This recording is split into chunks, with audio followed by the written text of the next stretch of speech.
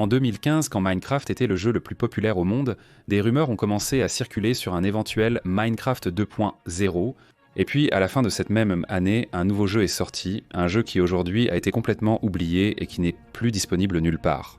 Ce jeu s'appelle Minecraft Story Mode, qui a essentiellement contribué à la faillite d'une entreprise et a inauguré la liste des échecs de Mojang. Aujourd'hui, avec nostalgie, nous allons récapituler l'histoire de ce jeu qui, bien que noté 7 sur 10, a été forcé à l'oubli par Mojang. Nous allons maintenant examiner l'apparence de Minecraft Story Mode et les raisons de son échec. En décembre 2014, un mini-jeu interactif appelé Infocast 2 est apparu sur le site de Mojang. Et ce jeu servait à annoncer la collaboration de Mojang Studios avec l'entreprise Telltale Games. Pour rappel, Telltale a connu un grand succès dans les années 2010 grâce à ses jeux narratifs.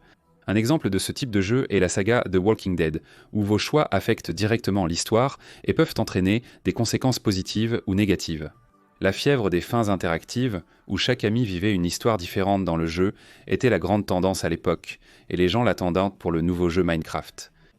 La bande-annonce de Minecraft Story Mode a finalement été révélée à la Minecon de 2015.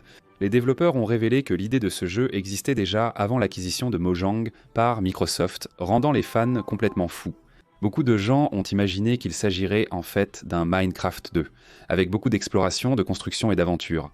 De plus, certains pensaient que le jeu explorerait l'univers de Minecraft. Malgré son existence depuis plus de 10 ans, nous n'avons que peu d'informations sur l'histoire de notre cher jeu cubique. Avec des attentes très élevées, Minecraft Story Mode est sorti le 13 octobre 2015. Beaucoup de youtubeurs, j'ose dire presque tous, ont enregistré une série de gameplay en essayant la sortie. De Resident Evil jusqu'à même Venextram. En particulier, jetons un coup d'œil à un extrait des gars Taser et Kraft. Allons-y! Regardez, c'est ce truc même là. Minskel. La taille de ce truc, les gars! Waouh, c'est énorme, n'est-ce pas, monsieur? Est-ce que j'ai attrapé ces gens là-bas? Je suis complètement vidé. Je suis là, les gars, courageux. Ah voilà! Le poulet ne va pas me... Le poulet s'est passé, le poulet est passé, le poulet est passé. Pour avancer, j'utilise. Mais ça avance lentement, j'y suis. J'utilise Bly, c'est trop cool, les gars. Waouh, j'ai réussi. Waouh, bah là, t'as vraiment réussi, hein, mince. Maintenant, le gaz est en train de sauter. Je vais au centre commercial en sautant. Le jeu a été divisé en 5 épisodes, sortis à des intervalles de 2 semaines à 3 mois. De plus, Telltale a sorti une deuxième saison, et incroyablement, une partie du jeu s'est retrouvée sur Netflix. Mais ne vous inquiétez pas, nous allons y arriver. Sans surprise, Minecraft Story Mode de Telltale est une histoire interactive basée sur l'univers de Minecraft. Le protagoniste doit résoudre des énigmes, faire des choix, vaincre des monstres et interagir avec des personnages pour faire progresser l'intrigue. L'histoire se déroule dans un univers cubique où l'ordre de la pierre existait, composé de Gabriel, le guerrier redoutable, Elligard, l'inventrice des fermes à Redstone, Magnus, connu pour utiliser des explosifs pour l'humanité, et Soren, l'architecte créateur de mondes et chef de l'ordre. Ensemble et s'entend, ils ont vaincu l'Ender Dragon, devenant des légendes vivantes. En d'autres termes, mes amis, si vous avez déjà vaincu l'Ender Dragon, êtes-vous légendaire. Je n'ai jamais vraiment joué sérieusement à Minecraft en mode survie, donc je ne suis jamais arrivé à cette étape. Dans le jeu, le joueur incarne Jesse et décide de la direction de l'histoire. Dans ton aventure, tu es accompagné d'Axel, Olivia et du meilleur personnage, Ruben le cochon. Et non, Ruben n'est pas juste là pour décorer, je le considère comme le protagoniste, toujours aux côtés du joueur dans les moments les plus difficiles. Au début de l'histoire, le joueur et ses amis se rendent à l'Endercon pour participer à une compétition de construction appelée Build Battle. Le gagnant pourra rencontrer Gabriel, membre de l'Ordre de la Pierre.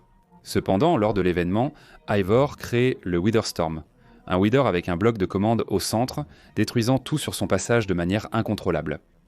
Pour résoudre cela, le joueur doit réunir l'Ordre de la Pierre et, avec un courage inébranlable, tenter de ramener la paix dans son monde adoré. Et selon les choix que vous avez faits auparavant, vous pouvez recruter Elgar, celle qui maîtrise la redstone, ou Magnus, le spécialiste des explosifs.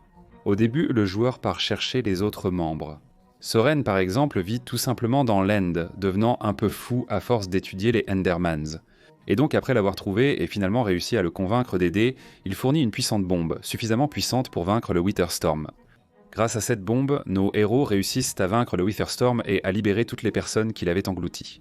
Mais tout n'est pas toujours rose. Le Wither se relève, désormais divisé en 3 monstres à 3 têtes distinctes. Un joueur de Minecraft n'a pas une minute de paix.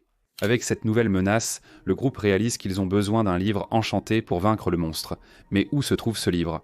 Dans le laboratoire d'Ivor. Au cas où vous vous en souvenez, c'est lui qui a créé et perdu le contrôle du Witherstorm. Et vous voulez en savoir plus ?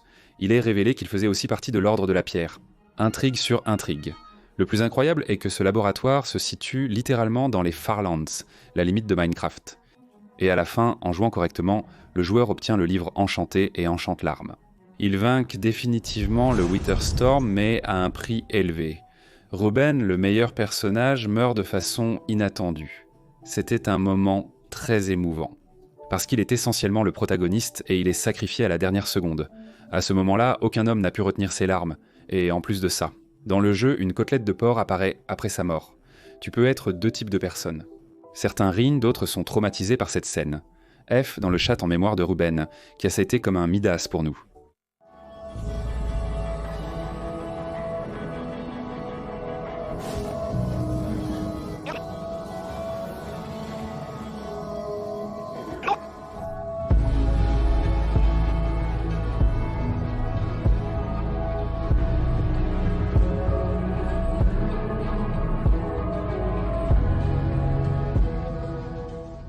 Après la défaite de Winterstorm, le joueur et le Nouvel Ordre de la Pierre partent à la recherche de nouveaux trésors.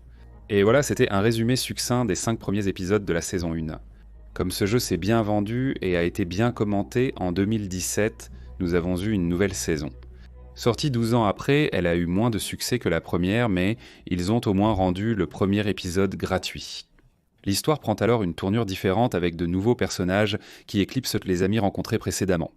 Mais qui se soucie d'eux si Ruben n'est plus parmi nous ?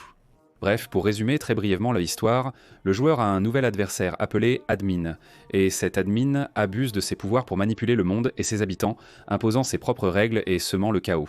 Votre mission est donc d'arrêter l'Admin. Au cours de cette aventure, vous découvrirez son passé et les raisons qui l'ont poussé du côté obscur. Belle fanfiction. Mais bon, assez d'histoire, passons au jeu en lui-même. Pourquoi ce jeu a-t-il été oublié par Mojang ? Un point à mentionner concerne les personnages. Les classiques Steve et Alex sont absents, ce qui a attristé de nombreux joueurs. Cependant, Telltale a expliqué qu'il ne voulait pas modifier la vision que les joueurs avaient déjà de ces personnages. Concernant la mécanique du jeu, les critiques négatives sont plus nombreuses que possible. Conclusion, les bon rôle est positive.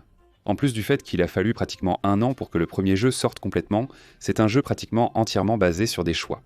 Cela ne serait pas un problème en soi, sauf qu'en y regardant de plus près, seuls 5 des innombrables choix que vous faites changent réellement le cours de l'histoire. Un autre point que le négatif de la mécanique du jeu, c'est que, contrairement à d'autres jeux comme Minecraft Dungeons, dans Story Mode, lors de la résolution d'énigmes, le jeu vous plaçait dans un petit environnement fermé limitant l'exploration, et la facilité des énigmes permettait de les résoudre rapidement. Mais Super Lausanne était un jeu correct. Cela fait-il de Minecraft Story Mode un échec pour autant ? Le plus gros problème de Minecraft Story Mode est de porter le nom Minecraft dans le titre. Quand on pense à Minecraft, on imagine un jeu de créativité avec la liberté de faire ce qu'on veut. Si tu veux finir le jeu en tuant l'Ender Dragon, tu peux. Si tu veux juste construire un village et vivre avec ton petit chien, tu peux aussi. Tu peux aussi créer ta propre histoire dans le jeu avec de nombreux modes et un scénario personnalisé.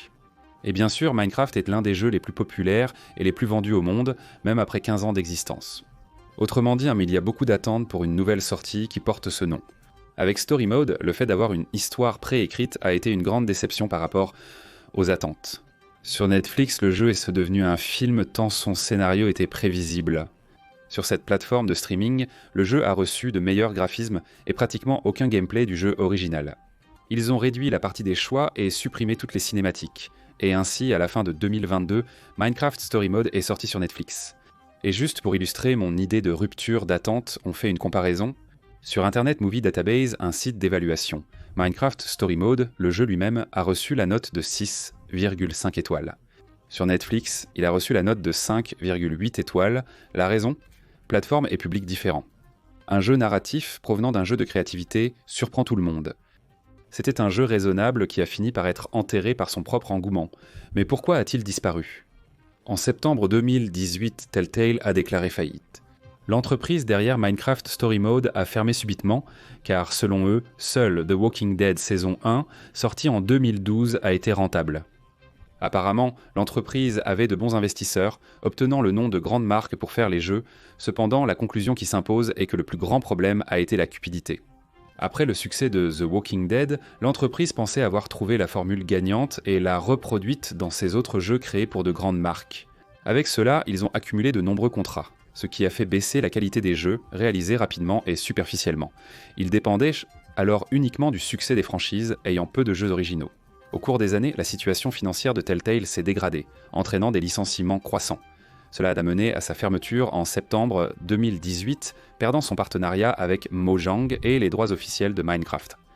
Suite à leur fermeture, tous leurs jeux ont été retirés de la vente, et Minecraft Story Mode a définitivement disparu. Telltale a perdu son originalité et a sombré dans la superficialité. Répéter une formule gagnante ne fonctionnerait pas indéfiniment. Et à l'époque de tout cela, Mojang elle-même a déclaré que si jamais vous aviez acheté toutes les saisons, il fallait télécharger tous les épisodes avant que le service ne soit interrompu en 2019. Si tu as encore téléchargé depuis, tu as la chance d'y jouer officiellement aujourd'hui. Et enfin, le 25 juin 2019, Minecraft Story Mode a quitté le marché, ne laissant que la nostalgie dans nos cœurs. Ou peut-être pas. Fin août de la même année, Telltale a été racheté. Cela a ravivé l'espoir d'une éventuelle 3e saison, pour le plaisir de certains fans. Cependant, il est probable que l'entreprise ne détienne plus les droits de Minecraft, et cela semble aujourd'hui une idée très lointaine. Enfin, il est probable que Mojang veuille vraiment oublier ce jeu. Même si elle aurait pu fournir un support pour maintenir le jeu en ligne, elle a tout simplement abandonné l'idée et l'a complètement écarté. À cause de cela, Minecraft Story Mode est en effet un jeu oublié, qui ne vit plus que dans nos cœurs.